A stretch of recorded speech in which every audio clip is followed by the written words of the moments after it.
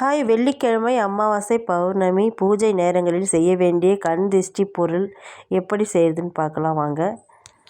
First 2 அகலில் பொட்டு வச்சு கல் உப்பை கொட்டி அது நடுவுலையும் பொட்டு வச்சு நில வாசகாலாண்ட 2 பக்கமும் வைக்கணும்.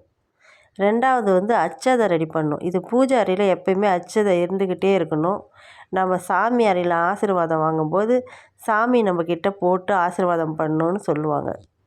கொஞ்சமாக பச்சரிசி எடுத்து அதில் மஞ்சள் தண்ணி தெளித்து நல்லா கலக்கிட்டு அது கூட கொஞ்சம் பூ போட்டுக்கணும்.